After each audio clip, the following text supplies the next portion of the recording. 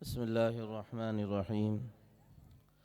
الحمد لله وكفى وسلام على عباده الذين اصطفى، أما بعد، فأعوذ بالله من الشيطان الرجيم. بسم الله الرحمن الرحيم. اقرأ باسم ربك الذي خلق. وقال عليه الصلاة والسلام: خيركم من تعلم القرآن وعلمه، او کما قال علیہ الصلاۃ والسلام.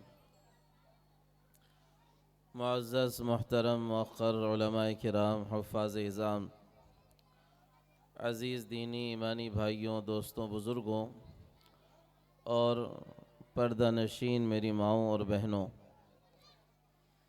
اللہ تعالیٰ نے اس امت کی عزت اور اس امت کی سربلندی اور اس امت کی ترقی وہ قرآن اور جناب رسول اللہ صلی اللہ علیہ وسلم کے ساتھ جوڑی ہوئی ہے.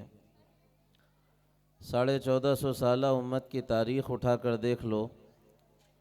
یہ امت جب کبھی عزت پر رہی، ترقی پر رہی، عروج پر رہی، اس کی وجہ تھی یہ امت قرآن سے جڑی ہوئی تھی اور جناب رسول اللہ صلی اللہ علیہ وسلم سے جڑی ہوئی تھی. اور اس 1450 سالہ عرصے میں امت جہاں جہاں زوال کا، تنزل کا، شکست کا شکار ہوئی، اس کی بنیادی وجہ امت کا تعلق قرآن اور دین سے کمزور ہونا تھا. قرآن کریم آیا ہی تھا بے عزتوں کو عزت دلانے کے لیے، گمراہ لوگوں کو ہدایت پر لانے کے لیے، تاریکی میں پھنسے ہوئوں کو روشنی کی طرف بڑھانے کے لیے. یہی وہ قرآن تھا جس نے عرب کے ان لوگوں کو جو دنیا میں پوچھے نہیں جاتے تھے، جانے نہیں جاتے تھے، کوئی ان کی حیثیت اور عزت نہیں تھی، اللہ نے انہیں دنیا کا حکمراں بنایا. اس زمانے کی 2 سپر پاور طاقتیں، رومن امپائر اور پرشین امپائر، ان دونوں سپر پاور طاقتوں کے توڑنے کا اور ٹوٹنے کا ان کو سبب بنایا. قرآن کی برکت تھی یہ لوگ دنیا میں عزت پاتے رہے، اور قرآن ہی کی بے برکتی ہے کہ اس کے چھوڑنے کے نتیجے میں آج ہم سب ذلیل ہوتے چلے جا رہے ہیں. امت ارتداد کا شکار ہے، امت بے دینی کا شکار ہے. اگر ہم ان سارے حالات پر، جو کچھ اس وقت بگڑے حالات ہیں، ان سب پر اگر غور کریں تو اس کی بنیادی وجہ ہے، اس کے سوا اور کوئی نظر نہیں آتی کہ ہمارا تعلق قرآن کریم سے کمزور ہو گیا ہے.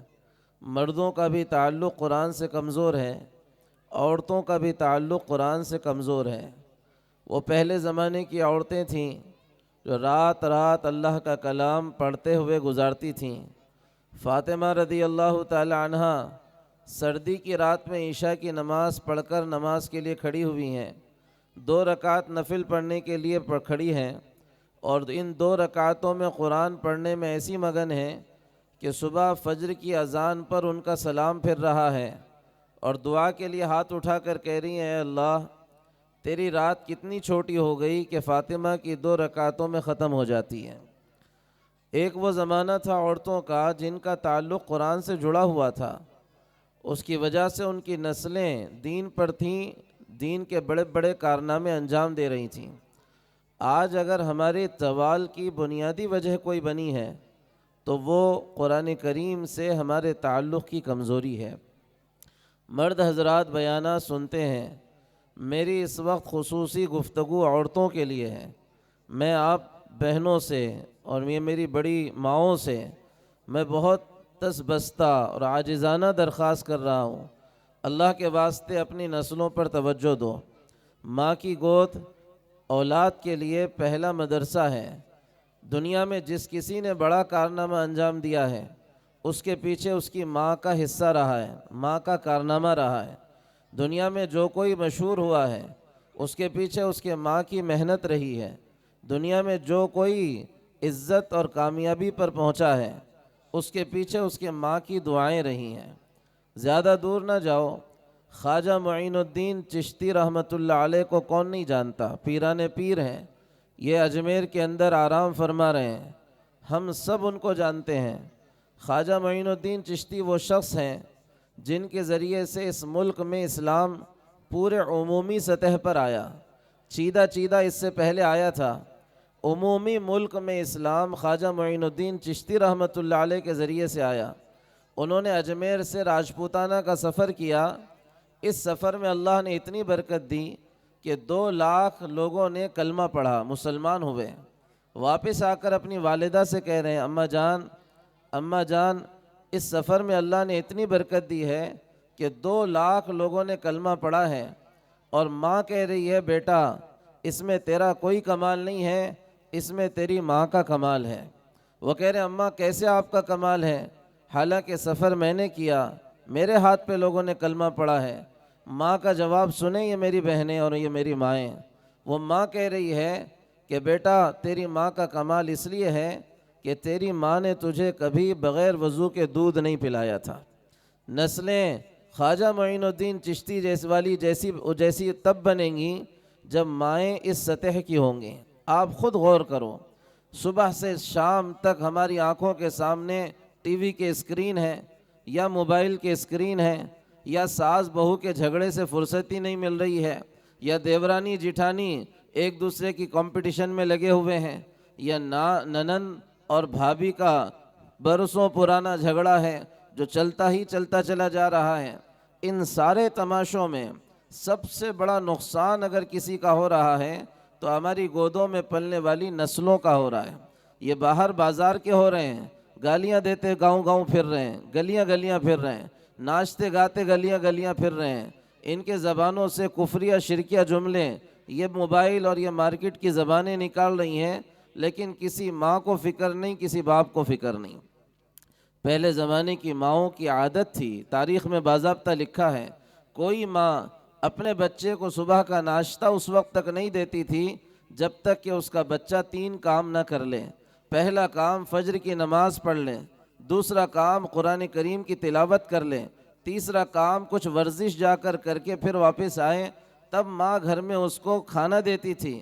عجیب مائیں ہیں جو فجر میں بچہ اٹھا تو اس کو سلاتی ہیں، بیٹا تو 18 سال کا ہے، سو جا، ابھی تیرے اٹھنے کے دن ابھی نہیں آئے۔ اور ہماری نسلیں کمزور سے کمزور تر ہوتی چلی جا رہی ہیں۔ 10ویں کا بچہ یوں لگ رہا ہے 5ویں 6ٹی کا بچہ ہے، موبائل کی لعنت ہے، جسم کمزور سے کمزور تر ہوتے چلے جا رہے ہیں۔ اس لیے ان کو عادی بنائیں محنت کا، ان کو مشقت کا، ان کو ورزش کا، ان کو قرآن کریم سے جوڑنے کا، ان کو نمازوں سے کی پابندی کا، اور یہ کام ایک ماں اچھی طرح کر سکتی ہے۔ میں اس وقت آپ سے یہی کہنا چاہتا ہوں، خصوصاً ہمارے مرد بھائیوں سے بھی اور عورتوں سے بھی خصوصاً کہنا چاہتا ہوں، اللہ کے واسطے اپنے 24 گھنٹے میں سے آدھا گھنٹہ اپنے بچوں کے لیے آپ نکالیں۔ اولادیں ترس رہی ہیں ماں باپ کی توجہ کے لیے، بچے ترس رہے ہیں باپ کی ایک میٹھی نگاہ کے لیے، باپ کے 2 میٹھے بول کے لیے۔ یا تو اس کو ہوٹل سے فرصت نہیں، یا اس کو محلے کے نکڑ اور چوراستے سے فرصت نہیں، یا اس کو پوری دنیا کی کمنٹ کرنے سے فرصت نہیں۔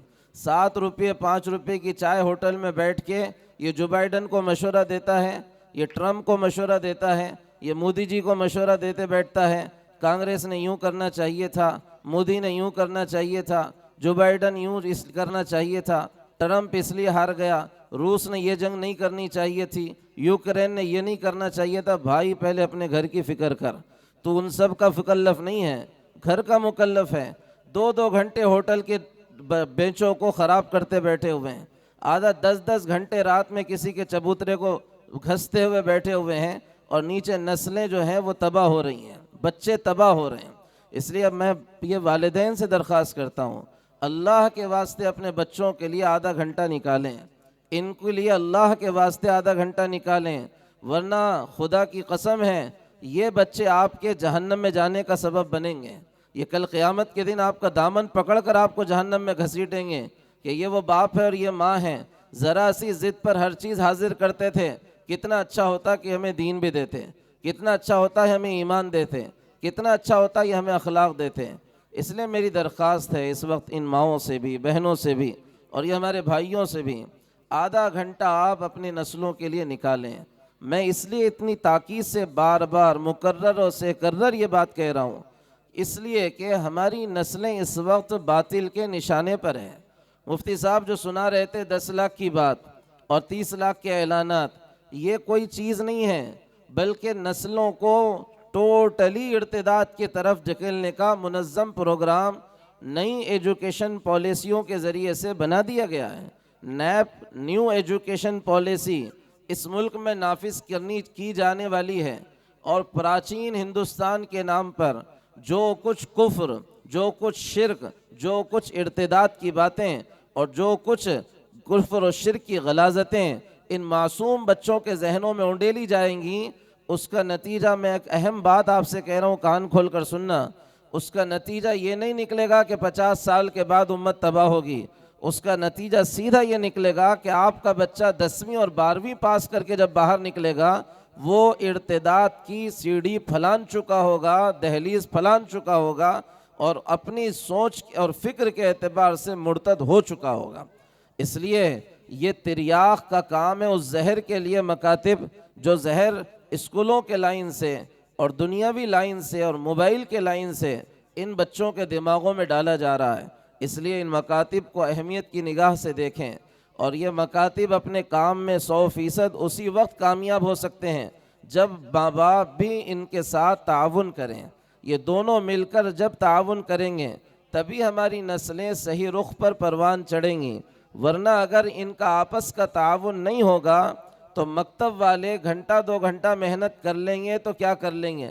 بچہ بہرحال آپ ہی کے پاس رہنے والا ہے، بچہ بہرحال آپ ہی کے پاس سونے والا ہے، آپ ہی کے پاس کھانے والا ہے، آپ ہی کے پاس اٹھنے اور بیٹھنے اور کپڑے پہننے والا ہے۔ اگر ماں باپ نے اس تعلیم کی تربیت کی توجہ نہیں دی جو مکتب میں پڑھائی جا رہی ہے، تو یہ ساری کی ساری تعلیم ضائع ہوگی۔ میں آپ کو ایک چھوٹی سی مثال اس کی دوں۔ ہمارے یہ چھوٹے چھوٹے بچے ہیں، کب سے آپ ان کا تعلیمی مظاہرہ سن رہے ہیں؟ کسی نے حدیثیں سنائیں، کسی نے دعائیں سنائیں، کسی نے رات میں سونے کی دعا سنائیں، کسی نے اٹھنے کی دعا سنائیں، کسی نے کھانے کی دعا سنائیں، کسی نے استنجا کی دعائیں سنائیں، کسی نے کچھ سنایا، کسی نے کچھ سنایا۔ 2 گھنٹے میں ان اساتذہ نے ان بچوں کو دعائیں یاد کروا دی ہیں۔ لیکن آپ مجھے بتائیں، سونے کی دعا کا مصرف مکتب نہیں ہے، گھر ہے۔ بچہ مکتب میں نہیں سوتا، گھر میں سوتا ہے۔ کھانا مکتب میں نہیں کھاتا، گھر میں کھاتا ہے۔ استنجا کے لیے مکتب میں نہیں جاتا، گھر میں جانتا ہے۔ ماں کا کام ہے جب بچے کو کھانا دے تو اس وقت بچے سے کہے کہ جو دعا تم نے مکتب میں یاد کی ہے بیٹا، اس کو اب یہاں پر پڑھو۔ جو بھی دعا تم نے مکتب میں یاد کی ہے بیٹا، اب سو رہے ہو، سو کر اس طرح سو اور اس طرح دعا پڑھو جس طرح مکتب میں دعا یاد کی تھی۔ اب بیت الخلاء جا رہے ہو تو وہ پڑھ کر جاؤ۔ یہ ماں نے اگر تھوڑی توجہ دے دی، یہ والد نے اگر تھوڑی توجہ دے دی، تو جو اس کے دماغ میں ہے وہ اس کے عمل میں آئے گا، روٹین میں آئے گا، اور جو چیز روٹین میں آئے گی وہ دین بنے گی، عمل بنے گی، کردار بنے گی، شخصیت بنے گی، اور ایسی شخصیتوں کی اس وقت ضرورت ہے۔ ورنہ ہم دیکھ رہے ہیں ہمارے یہ بچے، آج پتہ نہیں کتنے طلبہ یہاں سے ناظر قرآن مکمل کرنے والے ہیں۔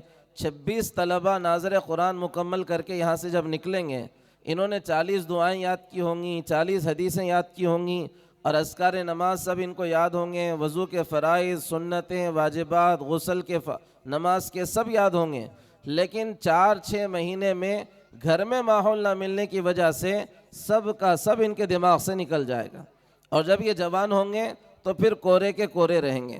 قرآن ان کا ختم ہو رہا ہے، اس کا مطلب یہ نہیں ہے کہ اب یہ بڑھاپے میں ہی قرآن کریم کو اٹھا کر دیکھیں، بلکہ ماں باپ کی ذمہ داری ہے روزانہ بچوں کو قرآن پڑھنے پر لگائیں۔ ان سے کہیں کہ بیٹا روزانہ کا سبق 1 پارہ پڑھنا، آدھا پارہ پڑھنا ہے۔ بچپن سے بچوں کو جن چیزوں کا ہم عادی بناتے ہیں، بچے جوان ہو کر اسی کے عادی بنتے ہیں۔ ورنہ نقصان ہے، نقصان بہت بڑا، کہ اگر ہم نے اپنے نسلوں پر اس وقت توجہ نہیں دی تو یہی بچے ہمارے نافرمان ہوتے ہیں، بیوی کے چکر میں آ کر باپ کو مارتے ہیں، ماں کو ڈھکیلتے ہیں، پھر یہ ماں روتی پھرتی ہے کہ مولانا کچھ تو بھی میرے بچے کے اوپر بہو نے کچھ تو بھی کر دی، تعویذ دو، کچھ تو بھی اس کے لیے پھونکو، پانی دو۔ اس سے بڑا ظلم اور کیا ہے کہ تم نے اس کو بچپن میں دین نہیں سکھایا تھا۔ وہ اگر تم دین سکھاتے تو وہ آج یہاں پر جانے کے بعد تمہاری قدر کرتا۔ میں اسی پر اپنی بات ختم کرتا ہوں۔ آپ سے پھر میں بہت ہاتھ جوڑ کر کہہ رہا ہوں، اس وقت بہت ضرورت ہے اپنے بچوں پر توجہ دینے کی۔ ہم نے اگر نہیں دیا، یہ نسلیں ہمارے ہاتھ سے نکل جائیں گی، نکل گئی سمجھ کر چلیے۔ اور پھر جو مفتی صاحب کہہ رہے تھے 10 لاکھ 5 لاکھ کی بات، 10-5 لاکھ چھوٹا نشانہ ہے، پوری امت کو نشانہ بنانے کا نظام بنایا ہوا ہے۔ آپ اور میں 10-20 سال 50 سال زیادہ سے زیادہ جی لیں گے، یہ چھوٹے بچے ہی آگے چل کر قوم کی قیادت کرنے والے ہیں۔ یہ بگڑ گئے تو سوچو قوم کدھر چلی جائے گی، انہی کے پاس ایمان نہیں تو سوچو قوم کدھر چلی جائے گی۔ اس لیے اپنے بچوں کو وقت دیں۔ پھر سے میں آخری بار کہوں، ماؤں سے بہنوں سے بھی کہہ رہا ہوں، آپ مردوں سے بھی کہہ رہا ہوں، 24 گھنٹے میں 23 گھنٹے آپ کو کیا کرنا ہے کریے، آدھا گھنٹہ اپنے بچے کو لے کر بیٹھیے۔ اور لڑکی کو ماں لے کر بیٹھ کر کہے، بیٹی عائشہ رضی اللہ عنہ کی زندگی یہ تھی، فاطمہ رضی اللہ عنہ کی زندگی یہ تھی، خدیجہ رضی اللہ عنہ کی زندگی یہ تھی، اسکول میں کیا سیکھ کر آئی ہو، کچھ اچھا سیکھا ہے تو اچھی بات ہے، غلط سیکھا ہے تو تنبیہ کریں، بیٹا یہ بات غلط ہے، یہ بات صحیح ہے۔ باپ بچے کو لے کر بیٹھے، ابو بکر رضی اللہ عنہ کی زندگی، علی رضی اللہ عنہ کی زندگی، عمر رضی اللہ عنہ کی زندگی، خالد بن ولید رضی اللہ عنہ کی زندگی، کیسے کیسے لوگ ہیں، اولیاء کرام کی زندگیاں ہیں، خواجہ معین الدین چشتی، خواجہ نظام الدین اولیاء، خواجہ قطب الدین بختیار کاکی، کتنے سنائے، اب اتنے ہیں۔ ان کی ایک ایک کہانی بچے کو سنا کر ان کی ذہن سازی کریں گے تو یہ بچے جوان ہو کر دین کے داعی بنیں گے، دین کے علم بردار بنیں گے۔ اللہ تعالیٰ سے دعا ہے، یہ جو مکتب ہمارے رفیق محترم حضرت مولانا وسیم حسینی صاحب بڑی فکروں کے ساتھ چلا رہے ہیں، اللہ تبارک و تعالیٰ اس مکتب کو دن دگنی رات چوگنی ترقی نصیب فرمائے۔ اللہ تعالیٰ ہر لائن سے ان کی مدد فرمائے۔ اور جو بچے پڑھ رہے ہیں، واقعی ابھی مفتی صاحب جو کہہ رہے تھے 1.5 سال میں شاندار بچوں کا نتیجہ ہے۔ اللہ تعالیٰ اسی طرح سب کے یعنی اللہ تعالیٰ ان سب کو، ان بچوں کو ناظرہ ان کا مکمل کرائے، ان کو حافظ قرآن بنائے۔ میں دعا دیتا ہوں اور اللہ تعالیٰ سے دعا کرتا ہوں کہ اللہ تعالیٰ ایسے ہی مولانا کو ہمت و حوصلہ عطا فرما کر اللہ تعالیٰ ان کے کام میں برکت عطا فرمائے۔